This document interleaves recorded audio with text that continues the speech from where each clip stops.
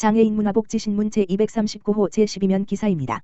용인시 수지장애인 복지관, 정신장애인 자립 위한 구해저 홈즈 진행. 사회복지법인 직기촌 사회복지재단 용인시 수지장애인 복지관, 관장 한근식, 은 지난 6일 용인시 수지구에 거주하는 정신장애인의 자립에 지원하기 위한 구해저 홈즈를 진행했다고 밝혔다. 용인시 수지장애인 복지관에서는 복지관 및 지역사회에서 정신장애인의 시설이나 병원 재입원율 감소를 목표로 개인별 예산 지원, 보통의 일상, 정신장애 이해교육 등 정신장애인의 자립을 위한 정참시 프로그램을 펼치고 있다. 정참시는 정신장애인이 살고 싶은 우리 용인시를 줄임말이다. 그중 구해저 홈즈는 정신장애인의 혼자 사는 정신장애인에게 개인 거주 공간을 마련하고 가정에 필요한 인테리어, 물품 지원을 통해 실제적인 자립을 지원하는 프로그램이다. 이번 구해저 홈즈에 참여한 정신장애인 김모 씨는 과거 가족과 함께 살다 2020년 겨울 독립했다. 현재는 용인시 수지구 소재의 임대주택에서 새로운 생활을 시작했다. 그러나 장애 등의 이유로 가정 내 정리가 잘 이루어지지 않아 일상생활에 어려움을 겪고 있었다. 또한 가정 내에 냉장고와 세탁기가 없어 음식을 베란다에 놓고 생활하고 손빨래하는 등 위생상에도 어려움이 발생하는 상황이었다. 이에 용인시 수지장애인 복지관에서는 자원봉사자와 함께 가정을 방문하여 가정 내부를 청소하고 냉장고와 세탁기를 지원하였다. 또한 코로나19에 따른 건강한 생활에 지원하기 위해 가정 내부 소독도 진행하였다. 구해저 홈즈에 참여한 김모 씨는 점점 날이 더워져서 베란다에 보관되어 있는 음식물이 상할 것 같아 걱정이 많았는데 이제는 냉장고에서 음식을 넣어 건강하게 식사할 수 있게 되었어요. 그리고 매일 손빨래하느라 손도 아프고 허리도 아팠는데 이제 편하게 발레하며 생활할 수 있게 되었어요. 저의 편리한 생활과 자립에 지원해준 복지관에 감사합니다라고 본 프로그램에 참여한 소감을 밝혔다. 정신장애인 프로그램 담당 이회원 사회복지사는 복지관의 지원으로 끝날 것이 아니라 정신장애인들이 실제적으로 자립하고 스스로 지역사회에서 적응할 수 있는 역량을 강화할 수 있도록 최선의 노력으로 지원하겠다고 본 프로그램에 대한 취지를 밝혔다. 용인시 기흥구, 등교 앞둔 초중고 1흔두 곳의 방역 물품 등 지원. 용인시 기흥구는 16에서 19일 등교를 앞둔 관내 12개 고등학교엔 사전 방역을 하고 1흔두개 초중고교엔 체온계와 마스크 등의 방역 물품을 지원한다고 밝혔다. 구는 우선 20일부터 등교를 시작하는 관내 12곳 고등학교에 방역 소독 지원키로 했다. 구에선 방역 장비 등 물품을 지원하고 각 동단체협의회 회원들이 봉사자로 참여해 교실과 급식실 등 학교 전 구역을 철저히 방역할 방침이다. 이와 함께 순차적으로 개학하는 1흔두개 초중고등학교에는 발열 체크를 위한 체온계 1개와 마스크 100개를 지원한다. 정진교 구청장은 이태원 클럽 관련 코로나19 집단 발병을 우려하는 학생들과 학부모의 불안이 가중되어 있어 긴급히 방역 물품을 지원하게 됐다며 지역사회에 코로나19가 확산되지 않도록 최선을 다할 것이라고 말했다. 백군기 용인시장, 집합금지 명령 불응 유흥시설 강력 제재. 백군기 용인시장은 10일 페이스북 라이브 방송을 통해 집합금지 행정명령에 불응하는 유흥시설을 강력 제재할 것이라고 밝혔다.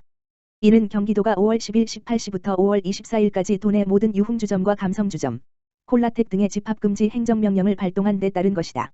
지난 6일부터 10일 12시까지 전국적으로 이태원 클럽과 관련 54명의 코로나19 확진 환자가 발생한 데 따른 조치다. 이와 관련해 시는 31개반 62명으로 구성된 점검반으로 이행 여부를 철저히 확인하고 위반 시 300만 원 이하의 벌금을 부과하고 확진자 발생 시 손해배상을 청구할 방침이다. 앞서 시는 8일 처인구 보건소장을 팀장으로 감염 확산 대응 긴급대책 TF팀을 편성해 전 유흥시설을 긴급 점검한 바 있다. 이와는 별도로 시는 이태원 일대 클럽을 방문한 시민에 대해 대인 접촉을 금하고 신속히 코로나19 진단검사를 받도록 했다. 또 신분 노출을 거려 보건소 신고를 기피하지 않도록 별도의 전용 전화, 지역번호 031-324-4977를 개설해 진단검사를 받도록 했다. 서울시, 장애인 통신복지 확대 정보통신보조기기 구매 최대 90% 지원. 서울시는 440명의 장애인을 대상으로 고가의 정보통신보조기기 구매 비용을 지원하는 2020년 장애인 정보통신보조기기 보급사업을 추진한다. 이번 사업은 신체적 경제적으로 정보 접근 및 활용이 어려운 장애인의 정보 능력을 향상시켜 경제활동과 사회 진출을 돕고자 시행하는 것으로 시는 03년부터 현재까지 약 1만 명의 장애인에게 정보통신보조기기를 지원한 바 있다. 서울시는 등록장애인 또는 상위 등급 판정을 받은 국가유공자를 대상으로 보급기기 제품 가격의 80%를 지원한다. 기초생활수급자 및 차상위계층의 경우에는 90% 지원. 보급 제품은 시각장애 분야 38종, 지체-뇌병변장애 분야 27종, 청각 언어장애 분야 26종으로 총 91종이며 본인의 장애 유형과 가장 적합한 제품을 신청할 수 있다. 제품 관련 자세한 내용은 한국정보화진흥원 정보통신보조기기 콜센터 1588-2670를 통해 상담받을 수 있다. 구매 지원 희망자는 1920년 6월 19일 금, 가지 거주지, 주민등록지 기준, 관할구청에 방문 혹은 우편으로 접수할 수 있으며 한국정보화진흥원 정보통신보조기기 홈페이지 http://4u.5.kr를 통해서도 접수 가능하다. 선정 여부는 1920년 7월 17일 금 서울시 홈페이지 http://sol.co.kr을 통해 확인할 수 있다.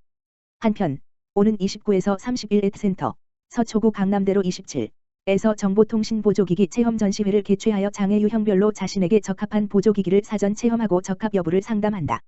정보통신보조기기 체험 전시회에서는 신청자가 적합한 보조기기를 선택할 수 있도록 정보통신보조기기 시연, 장애 유형 및 수준에 따른 기기 사전 테스트를 진행하며 신청, 보급 방법을 안내할 예정이다. 이원목 스마트도시 정책과는 차별 없는 디지털 이용 환경 조성을 위해서 장애인에 대한 정보통신기기 지원은 필수적이며 이를 통해 장애인의 경제활동 및 사회 진출 기회 확대를 위해 더욱 노력하겠다고 말했다.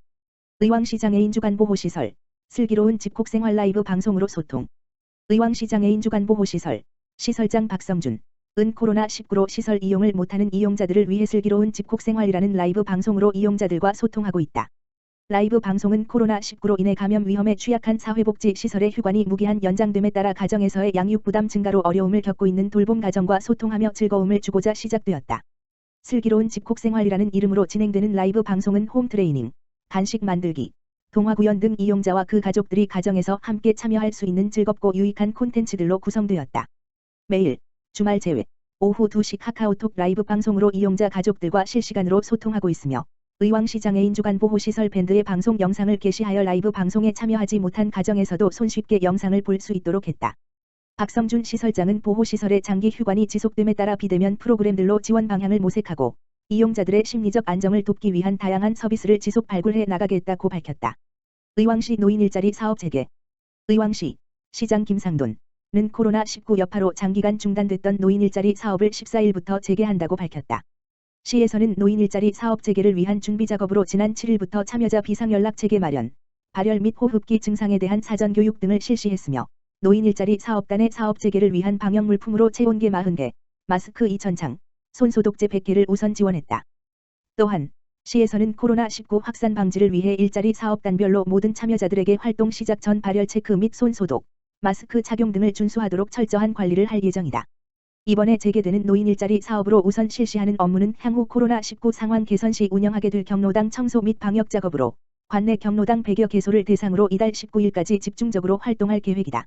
김상돈 시장은 코로나19로 모두가 어려운 상황이지만 상대적으로 안전한 외부 활동 위주로 노인 일자리 사업을 단계적으로 재개할 필요가 있다고 판단되어 사업을 재개하게 되었다며 이번 노인 일자리 사업에 참여하시는 모든 어르신 분들께 감사드린다고 전했다. 의왕시 드림스타트 슈퍼비전 교육 실시. 의왕시 드림스타트는 지난 13일 시청 영상회의실에서 명지대학교 선우현 교수를 초빙해 사례관리 실무자의 업무 역량 강화를 위한 제1차 슈퍼비전 교육을 실시했다. 슈퍼비전 교육이란 사례 개입 전략 및 서비스 기획, 자원관리 등에 대한 외부 전문가의 지도, 지원을 통해 사례관리 실무자의 소진 예방과 업무 능력 향상에 도움이 되는 실제적 교육을 말한다. 이날 교육에는 의왕시 아이사랑 네트워크 소속 초중학교 사회복지사와 지역아동센터 사례관리 담당 및 시청 관계자 등 20여 명이 참석해 진행되었다.